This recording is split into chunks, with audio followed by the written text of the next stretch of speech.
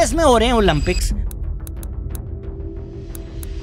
Barely कुछ पाकिस्तानी मुश्किल से अपने बलबूते पे वहाँ पहुँच गए क्योंकि हम तो कुछ नहीं सपोर्ट कर रहे, साथ वहाँ राना सनाउल्लाह भी पार्टी कर रहे हैं, खुश हो रहे हैं, लेकिन पाकिस्तानियों को चुल पड़ रही है, हमें गुस्सा आ रहा है क्योंकि एक इंटरनेट कंट्रोवर्सी बन गई है। हुआ क्या है, अल्जीरियन एक बॉक्सर हैं, औरत हैं, ईमान खलीफ, उनका हुआ बॉक्सिंग मैच एक इटालियन लड़की के साथ। 45 सेकंड्स में है, उस इटालियन लड़की ने बोला कि भाई इन्नी जोर के मुक्के मुझे कभी नहीं पड़े, मैनू माफ करो, मैं कर रही हूँ फॉरफिट। अब जी कंट्रोवर्सी शुरू हो गई कि ये तो मर्द लगता है, इसकी तो शक्ल देखो, ये मर्द लगता है। और फिर जो पूरी हमारे राइट विंग लोग हैं, Elon Musk, Donald Trump, Piers Morgan, J K Rowling, इस तरह के जो ट्रांस हेटिंग लॉबी है पूरी, उन्होंने इसको प्रमोट करना शुरू कर दिया। इलॉन मस्क का क्या मसला है? इलॉन मस्क का ये मसला है कि उनकी एक बेटी है जो ट्रांस है, और वो बेटी कहती हैं कि वो अपने बाप की असलियत बताती हैं कि मेरा बाप कितना स्टूपिड है और मेरे बाप ने क्या क्या किया है और उसकी सच्चाई क्या है। तो इलॉन मस्क आके कहते हैं कि हाँ मेरे तो बेटी मर गई है मेरे लिए, तो वो इसलिए उसको एक्नॉलेज नहीं करते। अब मेरा बेटा मर गया, अब विवियन, अब उसका नाम वो नहीं एक्नॉलेज करते। तो अब उन्होंने डिसाइड किया कि मैं सारे ट्रांस लोगों से नफरत करता हूँ, ये सारे ट्रांस लोग बुरे हैं। Interestingly this case has nothing to do with trans people. झूठ बोला जा रहा है आप लोगों को गुस्सा दिलाने के लिए, अपना प्रोपेगेंडा, अपना एजेंडा फॉरवर्ड करने के लिए कि ये देखो ये ट्रांस है। वो है ही नहीं ट्रांस। ईमान खलीफ जो अल्जीरियन बॉक्सर है वो ट्रांस है ही नहीं। मतलब अल्जीरिया एक मुसलमान मुल्क है जहां आप गे हो नहीं सकते, जहां आप ट्रांसजेंडर हो नहीं सकते। अल्जीरिया ही भेजेगा ना ट्रांसजेंडर। मतलब अब पूरी दुनिया के जो वोक लोग हैं वो कह रहे हैं अल्जीरिया मुसलमान मुल्क बड़ा वोक हो गया सी। मतलब क्या आप सोच रहे हैं किस दुनिया में अल्जीरिया एक इतना वोक हो गया है, एक मुसलमान मुल्क के वो ट्रांस इंसान को भेज रहा है। So then what is the issue? The issue is that for the record anti trans movement क्या है कि भाई आप नहीं डिसाइड कर सकते आपका जेंडर क्या है। आप जो पैदा हुए हैं, जो जेंडर आपको असाइन हुआ है at birth, that is your gender regardless of what you से, दैट इज योर जेंडर। ईमान खलीफ पैदा औरत हुई, उनकी यूट्रस है, उनके ब्रेस्ट हैं, उनके वजाइना है। तो अगर आप कहते हैं कि भाई सेक्सुअल ऑर्गन्स डिटरमिन करती हैं आपकी sex, what is the sex at birth? Female, woman, ठीक है। Then what is the issue? The issue is कि उनको एक DSD है,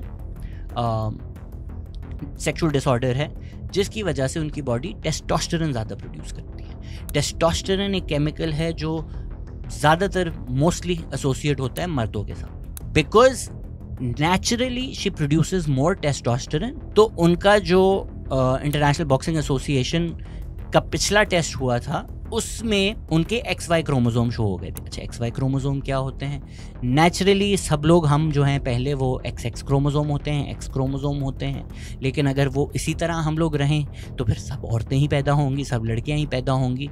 वो Y क्रोमोसोम जिनका डेवलप हो जाता है उसकी वजह से मेल जेनेटिलिया बनते हैं, मेल बनते हैं हम, जिसकी वजह से फिर आपका टेस्टोस्टेरोन भी ज़्यादा प्रोड्यूस होता है। तो XY क्रोमोसोम जो लोग हैं वो मेल हो जाते हैं, XX क्रोमोसोम जो लोग हैं वो औरतें हो जाती हैं। ईमान खलीफ एक औरत है, because she naturally produces more testosterone.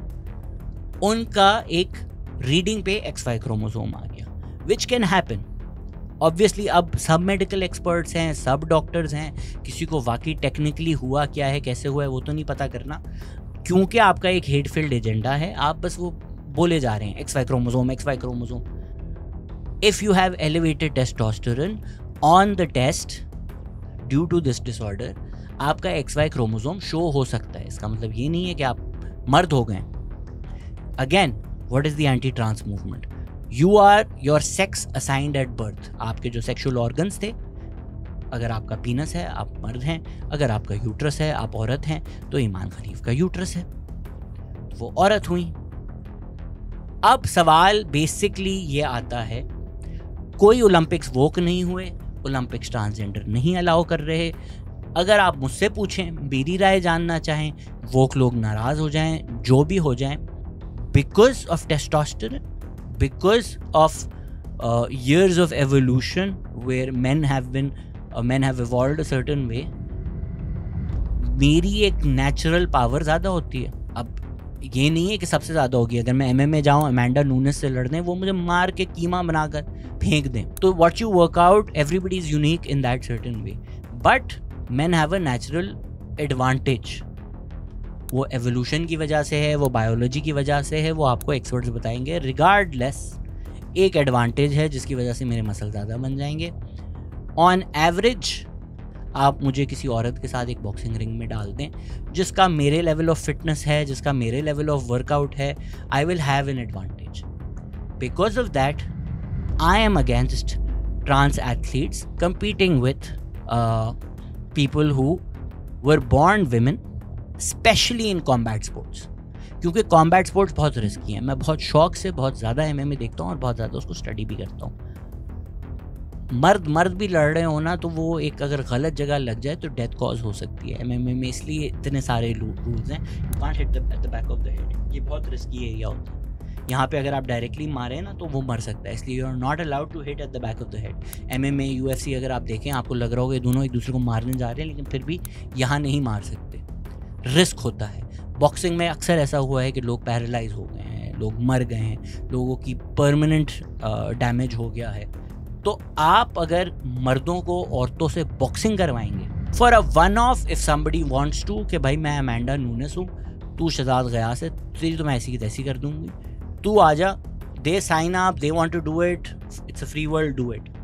As a sport, as an Olympic sport, आप मर्दों को और औरतों को एक बॉक्सिंग रिंग में नहीं कर सकते। या ट्रांस इंडिविजुअल्स को, भाई आप औरत हैं, आप आइडेंटिफाई करते हैं, हम आपको मानेंगे, सब मानेंगे। आप रिंग के अंदर जाकर एक औरत से लड़ नहीं सकते, या आप गोल्ड नहीं ले सकते, ले सकती नहीं। I am against that personally. अगर आप मेरी राय जाने, I don't think trans women should be allowed to compete with women in combat sports. ये मेरी पोजीशन है। This is not what is happening here. This is only fueling propaganda and hate, क्योंकि उनका एक राइट विंग एजेंडा है against trans people, इसलिए उस चीज़ को प्रमोट किया जा रहा है। साथ ही साथ सीधा सीधा रेसिज्म। सेरेना विलियम्स के बारे में ये कहा जाता था कि इसके तो शोल्डर देखो, ये मर्द है, because she was a black woman. Indian एक रनर है, उनके बारे में भी यही कहा जाता था कि ये देखो ये मर्द लगती है। और अब इन अल्जीरियन बॉक्सर के बारे में भी कहा जा रहा है कि तस्वीर देखो ये मर्द लगती है, बिकॉज जो ब्राउन लोग हैं, जो ब्लैक लोग हैं, उन लोगों के जो फीचर्स होते हैं वो थोड़े अलग होते हैं फ्रॉम वाइट वुमेन। और हमने एक एस्थेटिक ब्यूटी का, परफेक्ट वुमेन का वाइट वुमेन बनाया हुआ है, और उनको ये यकीन भी नहीं आता कि यार ये ब्राउन और ब्लैक लोग हमसे आगे कैसे जा रहे हैं, तो उनसे बर्दाश्त भी नहीं होता कि सेरेना विलियम्स इतना जीत कैसे रही है। इसीलिए आप टेनिस में भी देखेंगे कि जब एशियन औरतें जीतती हैं उनके खिलाफ भी काफ़ी हेट आता है।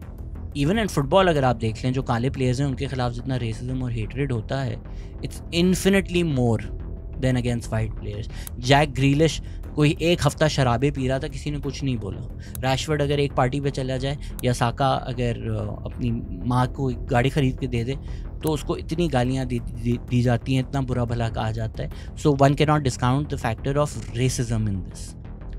So please study what has actually happened and then have an educated post or educated opinion. अगर आप कहते हैं कि भाई naturally हो, unnaturally हो, if the levels of testosterone in your body exceed a certain amount, इसमें ये भी मैं समझा दूं कि unnatural testosterone supplement करके अपना बढ़ाना इसी वजह से बैन किया जाता है। इसी वजह से it's not allowed even in MMA। आप नहीं कर सकते क्योंकि आप फ़ौरन से जैकअप हो जाते हैं। अगर आप टेस्टोस्टेरोन ले रहे हैं एक्सटर्नली, तो वो आपकी रिकवरी बढ़ा देगा, वो आपकी एबिलिटी टू वर्कआउट बढ़ा देगा, एंड आपको एक नेचुरल स्ट्रेंथ एडवांटेज मिल जाएगा, which is why it's banned. If you decide as a policy कि भाई अननेचुरल हो, नेचुरल हो, जो भी हो, टेस्टोस्टेरोन तुम्हारा अगर इतना ज़्यादा है तो तुम विमेन स्पोर्ट्स में नहीं कम्पीट कर सकते। That will open a can of worms. The can of worms it will open is के माइकल फेल्प्स जो है, who's widely regarded as the best swimmer ever in the history, ना, मतलब मज़े में जाकर चाय पीकर वो गोल्ड मेडल जीत कर आ जाता था। उसको एक नेचुरल एडवांटेज है कि उसकी जो बॉडी है that produces half the amount of lactic acid as a normal individual, as you और मी। लैक्टिक एसिड की वजह से आपको फटीग होता है, तो वो आराम से लैप करे, लंबे लंबे स्विम करे, बिकॉज उसको फटीग फील ही नहीं होती, उसकी बॉडी फटीग होती ही नहीं है। अब नेचुरली बायोलॉजिकली इस इंसान को ये एडवांटेज है, खुदा की तरफ से है। तो क्या माइकल फेल्प्स फिर compete नहीं कर सकता बिकॉज उसके लैक्टिक एसिड्स जो हैं वो सबसे कंसिडरेबली कम है, आधे हैं। तो इसका तो बिल्कुल सीधा सीधा बायोलॉजिकल एडवांटेज है। अच्छा जी, उसका विंग स्पैन भी ज़्यादा है, उसकी जो एंकल हैं वो भी डबल जॉइंटेड हैं, बट ये तो काफ़ी लोगों के होते हैं। So then it becomes very murky कि अगर आप कह रहे हैं नेचुरली अगर किसी का टेस्टोस्टेरोन ज़्यादा है और वो असाइंड एट बर्थ औरत है और उसके सेक्सुअल ऑर्गन्स औरत हैं, लेकिन टेस्टोस्टेरोन ज़्यादा होने की वजह से वो औरतों के स्पोर्ट्स में नहीं कम्पीट कर सकती, तो फिर आप ये सारे बाकी केमिकल्स भी देखेंगे। भाई अगर किसी स्विमर, किसी लॉन्ग डिस्टेंस रनर का लैक्टिक एसिड कम है बाकी सबसे, तो ये भी एक नेचुरल बायोलॉजिकल एडवांटेज है। तो it becomes very murky and it's very interesting to me that people who hate trans individuals are now calling for Imane Khelif to be banned, जबकि वो उसका जो जेंडर असाइंड एट बर्थ, उसका जो sex assigned at birth is both women and women. तो what is the problem here except के एक तो रेसिज्म है और दूसरा आपका जो एक एजेंडा है ये दिखाने के लिए कि दुनिया कितनी वोक हो गई है और देखो देखो ये सारे तुम्हारे एलजीबीटी तुम्हारे घर में घुस के पागल हो जाएंगे, वो आपको हेल्प कर रहे हैं इसलिए आप लोग प्रमोट कर रहे हैं। वरना तो if you look at the facts, a woman boxer defeated a woman boxer. ऐसा नहीं है कि वो जीतती ही आ रही है। वो पिछले ओलंपिक्स में भी ईमान खलीफ हारी है through an Irish boxer, just because this Italian boxer couldn't defeat her, और उसको मुक्के पड़े तो उसकी ये हो गई कि बड़ी जोर से पड़े जी मुक्के मैनू। तो अब हम कह रहे हैं हाइला बेचारी वाइट औरत, ये क्या बात हुई है?